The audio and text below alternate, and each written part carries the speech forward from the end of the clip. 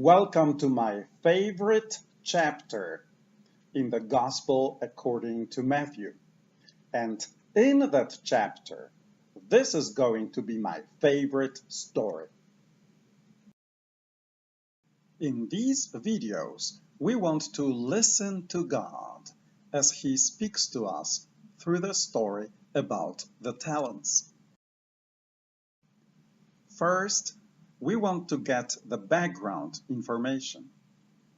Then we want to read the actual text in the Bible. Then we want to take a good look what is actually there in the text. Then we want to find out the meaning of the Word of God for us today. Then we want to respond to God in our hearts. Then we want to respond to God in our lives. So first, we want some background information. This background information allows us to understand the story better. Without that background information, we sometimes have a hard time making any sense of the story. We got the background information to our story in the first video to the topic. We spoke about long journeys, about talents as weight units, and how much in today's money a talent can be. And then in our second video, we read the actual story from the Bible. In this video, we would like to take a closer look at the story. What is actually there?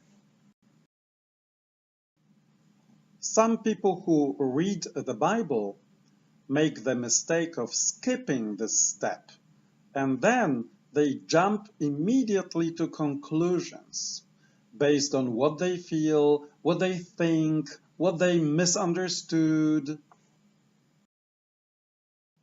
and they end up in some la-la land or some intellectual limbo. But before I rush off and draw conclusions, I would like to take a closer look first at what is there, what is in front of me. So if we really want to listen to God instead of jumping to conclusions, we need that third step. We need to stop and take a look. What can I see? What is there in front of me? Very good then. So what can I see in the story about the talents? Probably the first thing that really vividly stands out for us is this poor sucker who gets kicked out of the party and lands in the terrifying darkness. We feel sorry for him. And I promise that we will really take a good look at him. But first, let's take a look at the master, the traveling rich guy, the giver. If a giver wants to give, especially wisely, then such a giver has to first do some serious thinking. What will I give? Whom will I give? How will I give? And many other questions. The giver needs to put in time and energy into that giving. Picking the gift, going getting that, wrapping this up, transporting. Giving has a lot to do with value. The giver values the gift. The receiver hopefully values the gift as well.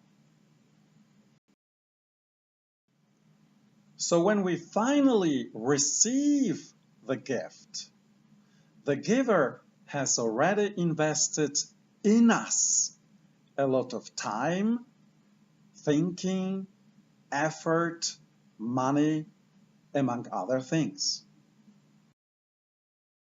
The master in our story, before he takes off, has to do some serious thinking as well.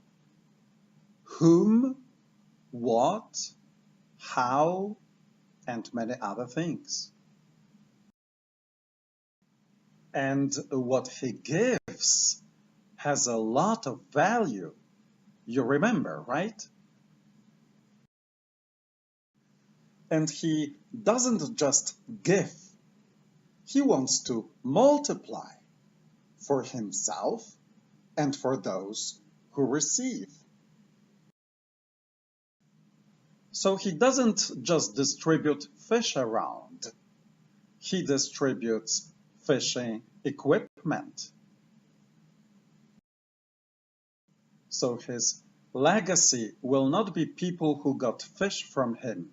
It will be people who fished for him and for themselves.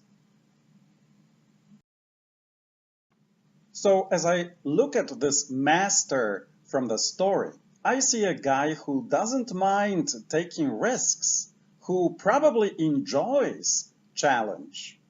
He takes good care of his property. He's a careful planner. He also trusts people, and he enjoys empowering other people. To me, all in all, he comes across as a guy who likes hard work, who likes the world around him, who likes himself, and who values the same in other people. So, see you in the next video, where we again take a closer look at what can I see. And yes, we will take a closer look at the poor sucker.